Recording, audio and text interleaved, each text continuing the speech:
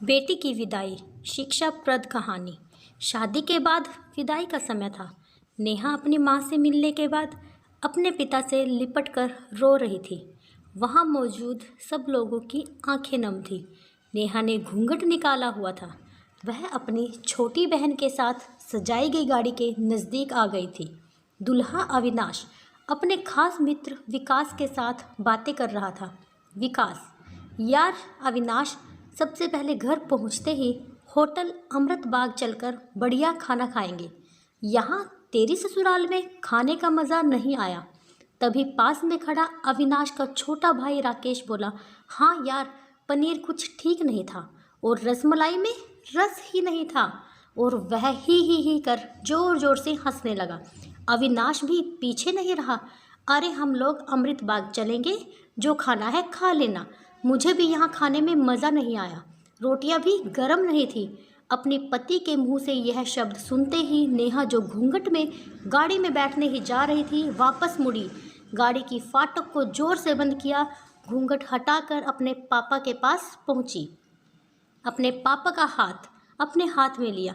मैं ससुराल नहीं जा रही पिताजी, मुझे यह शादी मंजूर नहीं। यह शब्द उसने इतनी ज़ोर से कहे कि सब लोग हक्के बक्के रह गए। सब नज़दीक आ गए। नेहा के ससुराल वालों पर तो जैसे पहाड़ टूट पड़ा।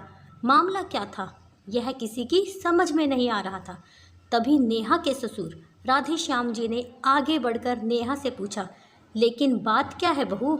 शादी हो गई है, विदाई का समय है, अचानक क्या हुआ कि तुम शादी को नामंजूर कर रही हो? अविनाश की तो मानो दुनिया लुटने जा रही थी। वह भी नेहा के पास आ गया, अविनाश के दोस्त भी। सब लोग जानना चाहते थे कि आखिर ऐन वक्त पर क्या हुआ कि दुल्हन ससुराल जाने से मना कर रही है। नेहा ने अपने पिता दयाशंकर जी का हाथ पकड़ रखा था। नेहा ने अपने ससुर से कहा, बाबूजी, मेरे माता पिता ने अपने सपनों को मारकर हम बहनों को पढ़ाया लिखाया व काबिल बनाया है। आप जानते हैं एक बाप के लिए बेटी क्या मायने रखती है। आप व आपका बेटा नहीं जान सकते, क्योंकि आपके कोई बेटी नहीं है।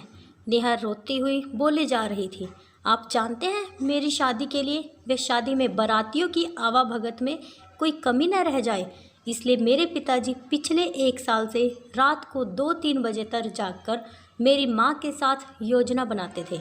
खाने में क्या बनेगा, रसोइया कौन होगा। पिछले 1 साल में मेरी माँ ने नई साड़ी नहीं खरीदी, क्योंकि मेरी शादी में कमी न रह जाए।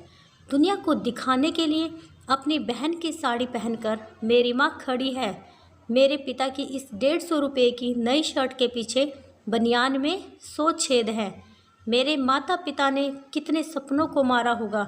न अच्छा खाया न अच्छा पिया, बस एक ही ख्वाहिश थी कि मेरी शादी में कोई कमी न रह जाए। आपके पुत्र को रोटी ठंडी लगी, उनके दोस्तों को पनीर में गड़बड़ लगी, व मेरे देवर को रसमलाई में रस नहीं मिला।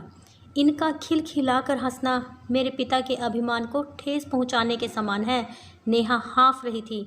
नेहा के पिता ने रोते हुए कहा, लेकिन बेटी, इतनी छोटी सी बात।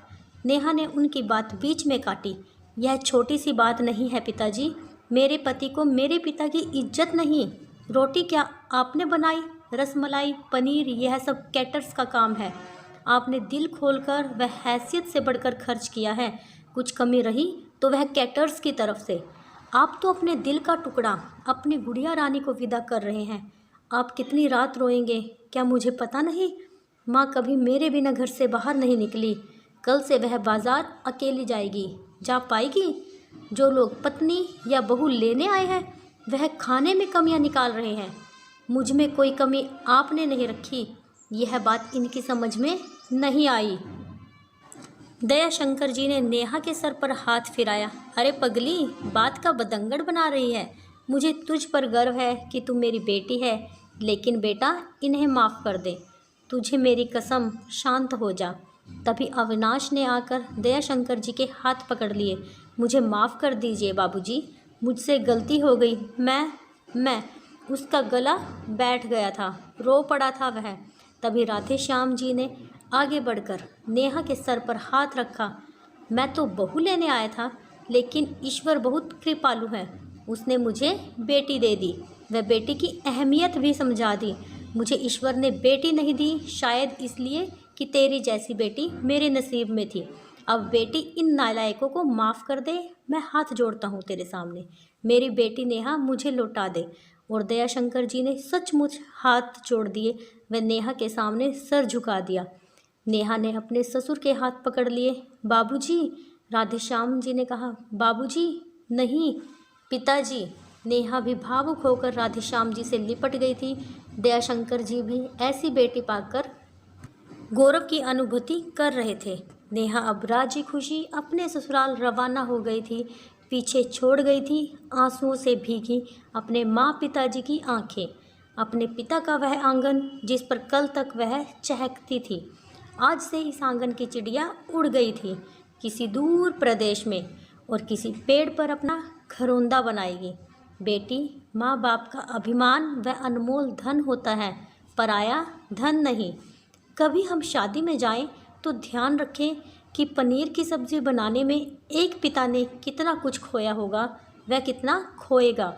अपना आंगन उजाड़कर दूसरे के आंगन को महकाना कोई छोटी बात नहीं। खाने में कमियां न निकालें। यह भोजन सिर्फ भोजन नहीं, पिता के अरमान व जीवन का सपना होता है। बेटी की शादी में बनने वाले पकवानों में स्वाद कहीं सपनों के कुचलने के बाद आता है, वह उन्हें पकने में सालों लगते हैं। बेटी की शादी में खाने की कद्र करें। दोस्तों, आशा करती हूँ ये कहानी आपको कुछ सिखा गई होगी। प्लीज़ मेरी वीडियो को लाइक शेयर कीजिए और अगर मेरे चैनल पर नए हैं तो प्लीज़ चैनल को सब्सक्राइब करना मत भूलिएगा।